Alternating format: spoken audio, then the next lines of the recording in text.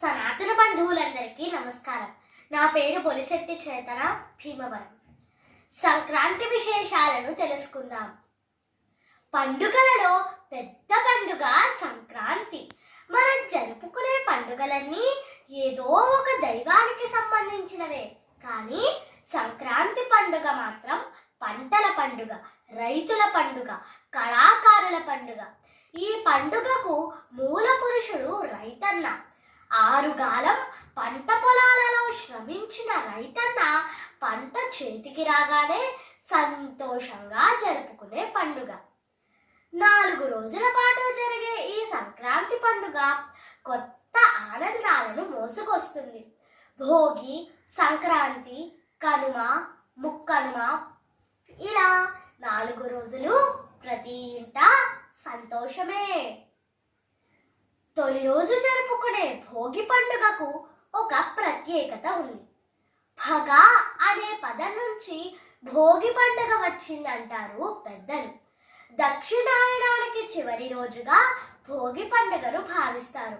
అందుకే దక్షిణాయనంలో పడ్డ కష్టాలను, బాధలను భోగి మంటల రూపంలో అగ్నిదేవునికి సమర్పించి రాబోయే ఉత్తరాయణ కాలంలో సుఖ సంతోషాలను ప్రసాదించాలనే పరమార్థమే ఈ భోగి పండుగ విశిష్టత. భోగి నాడు తెల్లవారుజామునే భోగి మంటలు వేయటం ఆనవాయితీ. ఆవు పేడతో తయారైన పిడకలు, మేడి, రావి చెట్టు, తాటాకుల అవశేషాలు ఈ భోగి మంటలలో వేస్తారు. వాటి నుంచి వచ్చే పొగ గాలిలో కలవటం వల్ల కలుషితమైన గాలి స్వచ్ఛంగా మారుతుంది. అంతేకాదు, ఇంట్లోని పాత వస్తువులు కూడా భోగి మంటలలో వేస్తారు. అంటే పనికిరాని చెత్త ఆలోచనలకు స్వస్తి పలికి కొత్త మార్గంలోకి పయనించాలనే దీని అర్థం. దక్షిణాయనం నుంచి ఉత్తరాయణం ప్రారంభం కానుండడంతో కాలంలో వచ్చే మార్పులను ఆహ్వానించడానికి సిద్ధంగా ఉండాలని బోధించేది భోగి. ధనుర్మాసంలో 4 రోజులు రోజుకొక పాశురం రచించిన గోదాదేవిని శ్రీరంగనాథుడు వివాహమాడింది కూడా ఈ భోగి రోజునే. ఇంతకు మించిన భోగం ఏముంటుంది? ఒక భక్తురాలు అంతటి భోగాన్ని పొందిన రోజును మనం భోగి పండుగగా నిర్వహించుకుంటున్నాం.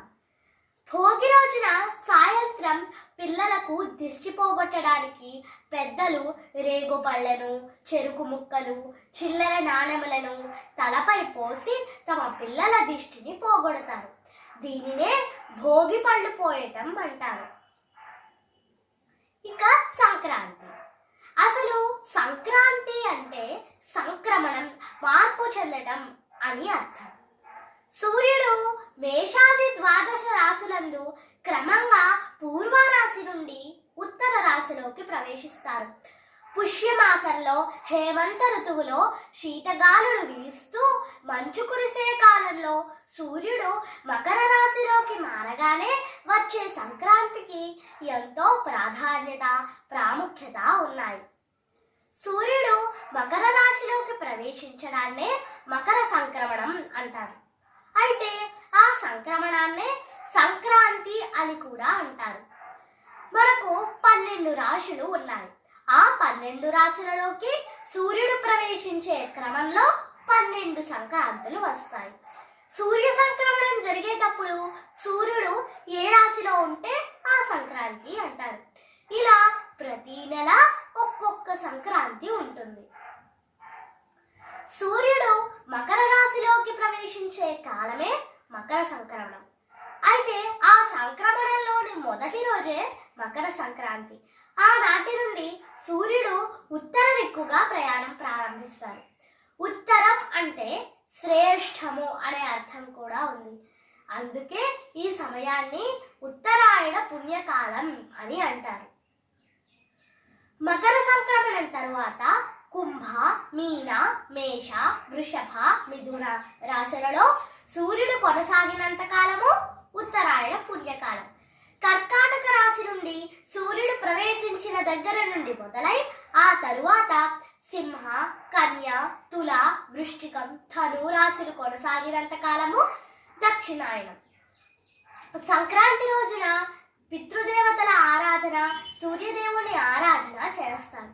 దక్షిణాయనం పితృదేవతలకు సంబంధించినది, ఉత్తరాయణం దేవతలకు సంబంధించినది. సంక్రాంతి రోజున పితృదేవతలకు పితృతర్పణాలు వదలటం, స్వయం పాకదానం, కూష్మాండ దానం, పెద్దల పేరున వస్త్రదానములు చేస్తారు. కూష్మాండం అనగా గుమ్మడికాయ అని అర్థం. ఎందుకు దానం చేస్తారంటే భూమికి సంకేతంగా గుమ్మడి పండు ఉంటుంది కాబట్టి దానం చేయాలని పెద్దలు చెప్తారు.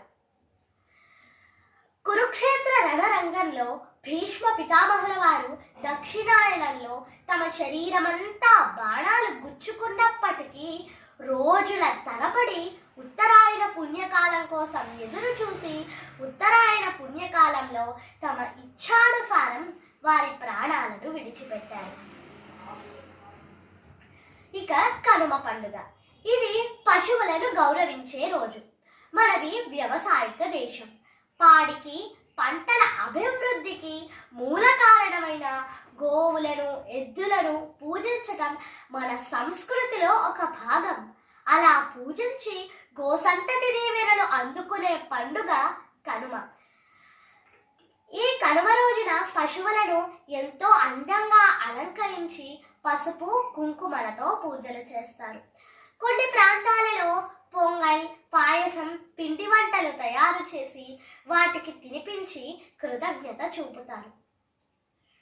మన సంస్కృతి సాంప్రదాయంలో దేవతలు, పితృదేవతలు, పరిసర దేవతలు, వృక్షాలు, పశు పక్ష్యాదులు ఇలా ప్రతి ప్రాణిని పూజిస్తూ, గౌరవిస్తూ మన ఉన్నతికి సహాయపడే వాటికి కృతజ్ఞత తెలుపుకోవటానికి ఏర్పరచుకున్న రోజే ఈ కనుమ పండుగ.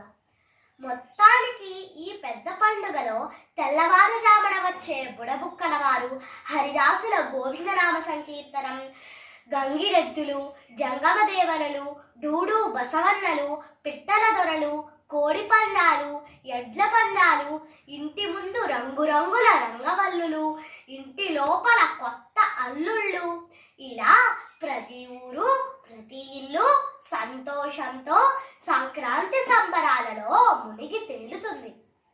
సనాతన బంధువులందరికీ భోగభాగ్యాలిచ్చే భోగి, సిరి సంపదలిచ్చే సంక్రాంతి శుభాకాంక్షలు.